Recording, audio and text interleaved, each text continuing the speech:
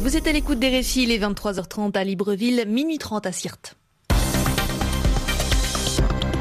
Afrique Soir sur RFI. Céline Pellarin. Au Gabon, 24 heures après l'élection présidentielle, 2 déclarations de candidats alors que les résultats sont attendus mardi. Jean Ping se déclare vainqueur du scrutin. Le président sortant lui dit attendre sereinement les résultats. Et cette situation inquiète la population. Vous entendrez les réactions de Librevillois dans ce journal. Dans l'actualité également, la bataille de Sirte en Libye. Les autorités d'Union nationale disent avoir lancé l'ultime offensive militaire pour récupérer la ville où le groupe État islamique contrôle toujours 2 quartiers. Les violences intercommunautaires dans le centre du Mali.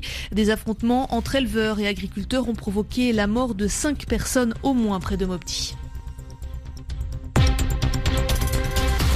Au Gabon, après le vote d'hier, l'attente doit se prolonger jusqu'à mardi pour les résultats définitifs de la présidentielle. Une attente marquée dès cet après-midi par les déclarations de 2 candidats. On revient sur le déroulé de ce dimanche post-élection avec Anne Cantner. Jean Ping a été le premier à s'exprimer publiquement. L'opposant et ancien ministre a évoqué la pluie incessante ce dimanche. Une pluie de bienfaisance selon lui, comme pour annoncer une nouvelle ère au Gabon. Jean Ping considère qu'il a été élu.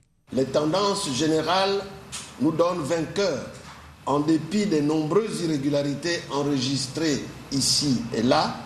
Vous avez su déjouer les pièges de la fraude congénitale de ce régime que nous accompagnons enfin dignement vers la sortie. Quelques heures plus tard, c'était au tour d'Ali Bongo de prendre la parole et d'insister sur le fait qu'il n'était pas du tout inquiet. Pour l'heure, mes chers compatriotes, nous sommes légalistes, républicains. Nous attendons sereinement que la Sénat annonce les résultats de l'élection. Les Gabonais, eux, sont nettement moins sereins. Les rues de la capitale et surtout de Port-Gentil étaient beaucoup moins animées que d'habitude. Dans la 2e ville du pays, beaucoup d'habitants ont même fait des réserves de nourriture et ils ont évité de sortir hier. Ils craignent de voir se reproduire les violentes émeutes qui avaient suivi la dernière présidentielle en 2009. Anne Cantner et à Libreville également, on oscille entre impatience et inquiétude. Écoutez. On s'attendait à cela. De part et d'autre, vous avez des radicaux, donc personne ne veut lâcher du lest. C'est pas une surprise. Fallait s'y attendre. Ça a toujours été comme ça. Ça risque d'amener le pays loin. Objectivement, il y a de la tension dans l'air de part et d'autre. Il y a beaucoup de personnes qui quittent la capitale. Il y a certains qui font des achats. En tout cas, la peur prend le dessus sur la sérénité.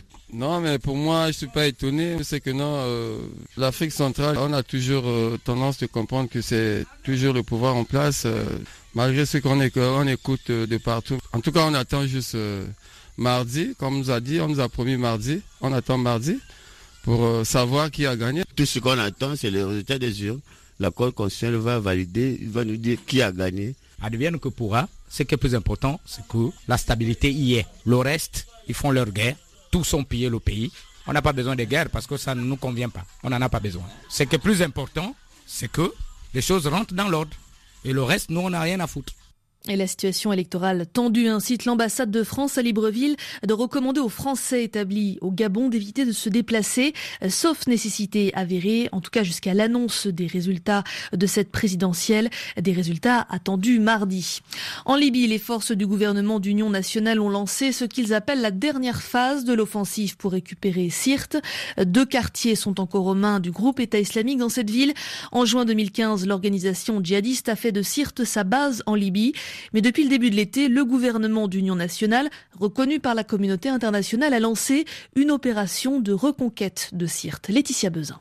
Ce sont quelques 1000 soldats qui ont été mobilisés pour chasser définitivement les djihadistes qui résistent encore dans 2 quartiers de la ville. L'ultime bataille de Sirte a commencé, a annoncé le porte-parole des forces loyalistes. Un photographe de l'AFP sur place fait état de violents combats de rue et indique avoir vu les corps de 2 combattants du groupe État islamique gisant dans une rue. Selon le porte-parole des forces pro-gouvernementales, l'un des chars des forces loyalistes a réussi à détruire une voiture piégée lancée par les djihadistes. D'après lui, ces Ces forces ont pu profiter d'une nuit de raid de l'armée de l'air des États-Unis. Les États-Unis qui soutiennent les troupes loyalistes à Sirte depuis le 1er août. D'après le photographe de l'AFP, sur les lieux, aujourd'hui, il n'y a eu aucune frappe aérienne. Depuis plusieurs jours, les troupes loyalistes se préparaient à cette bataille décisive contre le groupe État islamique. Après avoir repoussé les djihadistes dans leur dernier retranchement, les forces pro-gouvernementales s'étaient regroupées dans la périphérie de Sirte et à l'entrée de 2 quartiers au nord et au centre-ville. Un calme précaire régnait depuis jeudi matin, mais les affrontements avaient repris hier lorsque les forces loyalistes armées de mitrailleuses et de lance-roquettes ont pris pour cible les djihadistes. Laetitia Bezin. En Tunisie, le nouveau Premier ministre et son équipe prendront leurs fonctions ce lundi. La nouvelle équipe gouvernementale dirigée par Youssef Chahed a prêté serment samedi. Youssef Chahed est issu du parti Nida Tounes et à bientôt 41 ans, il est le plus jeune chef de gouvernement de l'histoire moderne de la Tunisie. Il deviendra le 7e Premier ministre en moins de 6 ans. Le gouvernement égyptien veut renforcer la législation pour lutter contre l'excision. Un projet de loi prévoit jusqu'à 7 ans de réclusion pour toute personne pratiquant cette opération déjà interdite, mais qui reste très pratiquée. Le texte approuvé par le gouvernement doit encore être débattu au Parlement. À l'actualité, en Égypte, c'est également la remise en liberté d'un célèbre avocat des droits de l'homme. Il a été arrêté il y a plus de 3 mois pour son soutien à des manifestations hostiles au président Abdel Fattah el-Sisi. Le centre du Mali est à nouveau endeuillé par des violences intercommunautaires. Au moins 5 personnes ont été tuées dans des affrontements dans la région de Mopti, des affrontements entre éleveurs appartenant à la minorité Peul et à des agriculteurs. À Bamako, les précisions de Serge Daniel. Si dans un communiqué officiel, le gouvernement malien parle, je cite, de tragiques événements qui ont causé la mort de 5 civils, il ne donne pas plus de détails.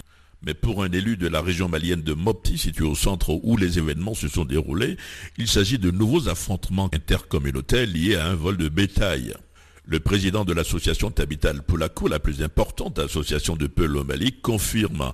Abdoulaziz Diallo explique, ce samedi, une milice armée à la recherche d'animaux volés tombe dans une embuscade dans un petit village du nom de Tekere Finagui. Échange de tirs, 5 personnes sont tuées et au moins 7 autres blessées.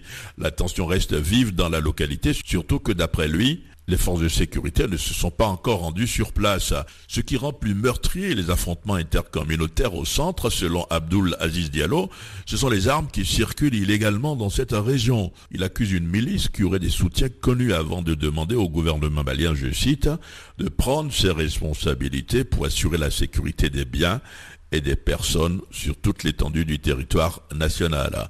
Serge Daniel, Bamako, RFI. Et le Premier ministre malien Modibo Keïta a fait déployer des forces de défense et de sécurité. Elles devront s'interposer en cas de nouvelles tensions. Le chef du gouvernement malien a également demandé l'ouverture d'une enquête judiciaire. La capitale kenyane a accueilli ce week-end la 6e conférence internationale de Tokyo pour le développement de l'Afrique. Au final, 73 accords commerciaux ont été signés à Nairobi entre des sociétés africaines et japonaises. Des accords commerciaux qui concernent des secteurs comme l'énergie, l'agroalimentaire et les infrastructures. Tokyo va investir durant les 3 prochaines années 27 milliards d'euros. Une trentaine de chefs d'État ont participé à cette conférence organisée par l'ONU, l'Union africaine, la Banque mondiale et le Japon. Et parmi les dirigeants, des présidents accusés de dérives contre les droits de l'homme, contestés dans leur quête d'un nouveau mandat, ou parfois qui sont au pouvoir depuis plusieurs dizaines d'années. Ces partenariats économiques marquent un changement dans la diplomatie japonaise. À Nairobi, Bruno Meyerfeld. Sur la photo de famille, ils avaient tous le sourire, Teodoro Obiang, Yoweri Museveni, Idriss Déby et même le nonagénaire Robert Mugabe. Tous ces chefs d'État au pouvoir depuis 20 ou 30 ans, tous accusés d'atteinte aux droits de l'homme, ont été les invités du sommet Japon-Afrique ce week-end à Nairobi. Le Soudanais Omar el-Béchir, poursuivi pour crimes contre l'humanité, aurait lui aussi été convié, mais n'a finalement pas fait le déplacement. C'est un gros changement. Jusqu'à présent, Tokyo n'investissait que dans des pays jugés transparents, démocratiques, comme l'Afrique du Sud ou le Kenya, marquant une grosse différence avec la Chine. Mais ça, c'était avant 2012 et l'arrivée de Shinzo Abe au pouvoir. En mars dernier, le Premier ministre avait accueilli déjà et avec les honneurs Robert Mugabe à Tokyo. Le président zimbabwéen y avait été qualifié d'estimé patriarche africain par Shinzo Abe, prêt à faire du business avec tout le monde. Paris gagné à Nairobi, 73 accords commerciaux ont été signés ce week-end, et ce, avec presque tous les pays du continent. Bruno Meyerfeld, Nairobi, RFI. Et en marge de cette conférence qui s'est terminée ce dimanche soir à Nairobi, la Banque mondiale et le Fonds mondial de lutte contre contre le sida, la tuberculose et le paludisme ont annoncé des investissements. 21 milliards d'euros vont ainsi être dépensés sur les 3 aux 5 prochaines années. Et le but, c'est de soutenir la réforme des systèmes de santé du continent. Vous écoutez RFI, 22h40, temps universel.